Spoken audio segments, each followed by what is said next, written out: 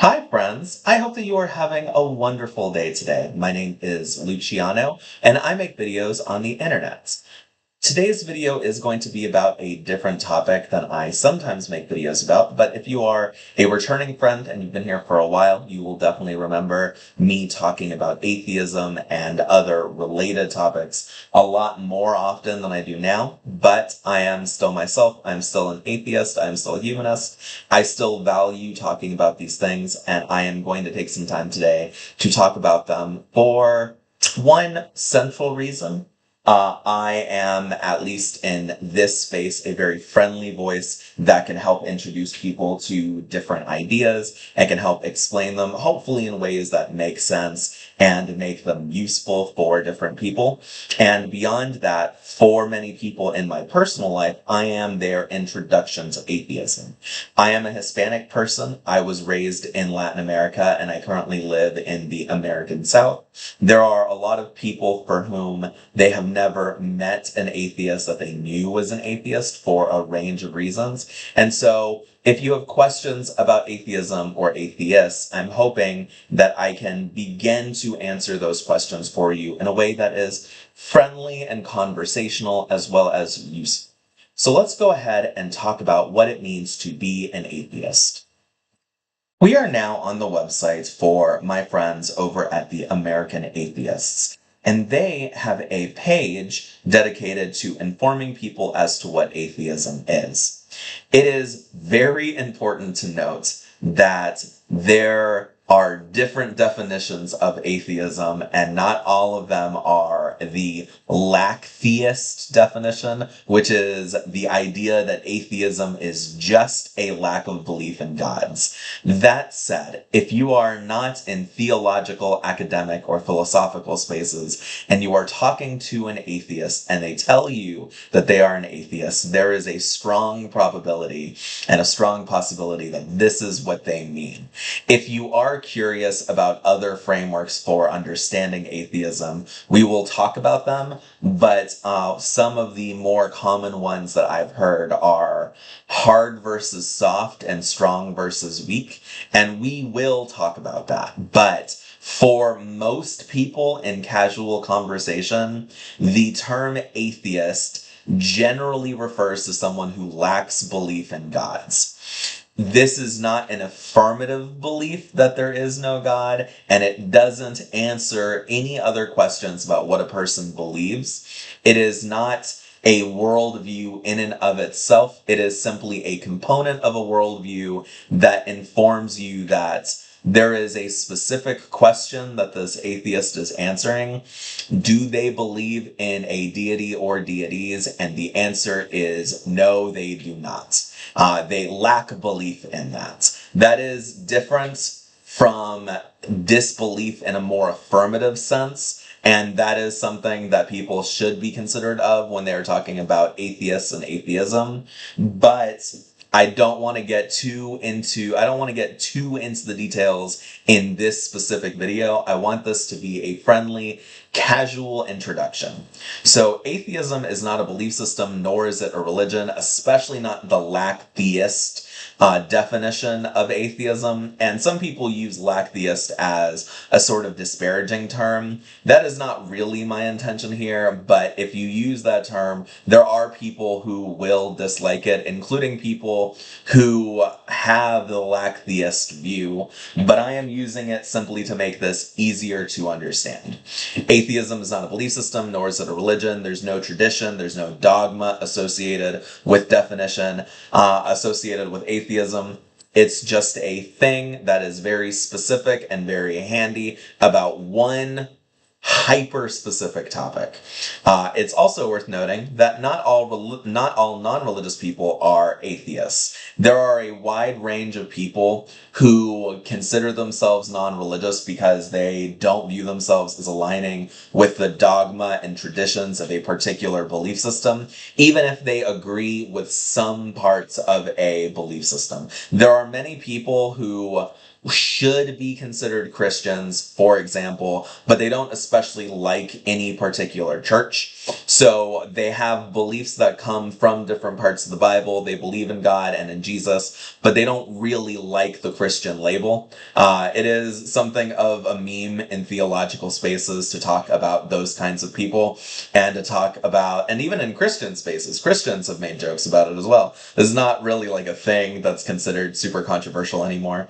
That said, there are a range of people who are atheists. And also, there are people who are atheists who like certain facets of religious belief. They like, for example, there are people who are secular Christians. They like Jesus's teachings, but they don't believe in Jesus's divinity. There is a decent number of people who are secular Jewish people. They identify with the traditions and with a lot of different components of Judaism, but they don't believe in the religious parts of it. So that sort of thing is pretty common. All atheists are different. As you can see here, given that we can't even always agree on a most useful definition, and there is some discussion among ourselves that informs people as to the fact that we don't always agree on something as basic as what it means to be an atheist, there is no unifying thread for atheists other than the fact that regardless of how far we take it, regardless of how strong we feel about it, we do not believe in a god or gods. That is the universal thing that connects us all. Now let's go ahead and talk about the hard versus weak and strong versus soft views of atheism. We're now on the website for learnreligions.com, and they have a stellar article for understanding the most basic idea of strong atheism versus weak atheism. And I'm sure that there are some distinctions between this model and some of the other models that I brought up earlier, but I think that this is the handiest way to get a very simple framework for what we're discussing right here. So in this article, weak atheism, sometimes referred to as implicit atheism, is the lacktheist understanding of atheism. And strong atheism, it goes a step further. And strong atheism, if you are in debating spaces or if you have heard people talking about religious debates, particularly between Christians and atheists, you may have heard this term before, but this is sometimes known as Gnostic atheism, and it goes as far as to make a knowledge claim that there is no probability of deities, or at least a specific deity, existing. This comes with a burden of proof, at least according to some people, and I do hold the position that it's reasonable to think that this comes with a burden of proof, which is the idea that if you are going to make an affirmative claim one way or another, you should have reasons for supporting it, and if, especially in a debate space, you do have an obligation to support it. I am not trying to get super precise with these terms. I am trying to make this as conversational and as entry level as I possibly can, so that people of any age could come and at least hear this video and have a useful understanding, gain helpful knowledge from it. So while I am somewhat intentionally speaking broadly and in generalities, which is less useful, I do hope that the ideas that are being communicated here make sense. If you make a claim that has a burden of proof, which is a knowledge claim, then you should be able to support it, and generally speaking, you should be willing to support it. And there is a fair amount of discussion in philosophical circles, especially non-academic, more casual philosophical circles, about burdens of proof and the idea that people should be able to support their claims. But especially if you are a debater or if you are in debating spaces, you are going to see people talk about burdens of proof. And weak atheism could sometimes be conflated with agnosticism, although it's not fully fair to say that, and strong atheism or hard atheism, although there are some distinctions in some spaces between those two looks. are more commonly associated with Gnostic atheism. The terms agnostic versus Gnostic refer to knowledge claims and levels of certainty. So if you are agnostic about a position, you do not have some level of certainty. You're not a diehard person when it comes to this position. There are very interesting ways to use the term agnostic in conversation. And even in theological spaces, there are people who are agnostic about things like faith. And just because you are agnostic does not mean you don't have faith, but rather, generally speaking, when you say that you are agnostic, you admit to a level of uncertainty, or you at least hint at a level of uncertainty that someone who says they are Gnostic about something does not. Many Christians, in fact, in my experience, most Christians would probably identify as agnostic if they had a proper understanding of how that term was being used in those kinds of spaces. Although there are just as many Christians who would say that they are Gnostic, although that term does have a specific history and meaning, both theologically and in Christian specifically circles, that does make some people not feel super comfortable using it, which is understandable because in the past it used to refer to a specific set of religious ideas rather than being a way to state certainty within your worldview and positioning. I am going to be honest. I am an agnostic atheist. I definitely think that it's possible for a deity or deities to exist. I have looked at the evidence that people have supplied me, and more often than not, in fact, in almost every single case, if not every single case, I would classify what they would classify as evidence as claims. But that is a discussion for a different day that involves going more in the weeds and having more detailed discussions.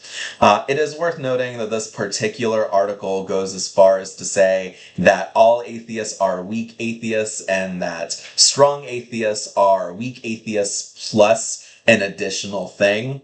And there are definitely going to be people who take issue with that understanding. But given how this article is defining these terms, I understand why that is the position that they have. This is an internally consistent point of reasoning and line of argumentation, even if some people would disagree with it. That said, I definitely think that this is a very helpful article for beginning to develop a better understanding of these topics, and I hope that this has been useful for you. Again, I am an atheist, and I prefer to use the lacktheist label in casual conversation, even though I am someone who is generally going to be considered a weak atheist, and I'm using air quotes here because I actually think that it's better to view this as even more context sensitive than that. I definitely think that people can reasonably disprove the idea that specific deities exist, at least to themselves. And I have done that for some deities and not for others, because I have more in-depthly examined the claims for some deities than others. So generally speaking, I am agnostic, but when it comes to specific deities, I take a more Gnostic-like approach in terms of agnostic atheism versus Gnostic atheism.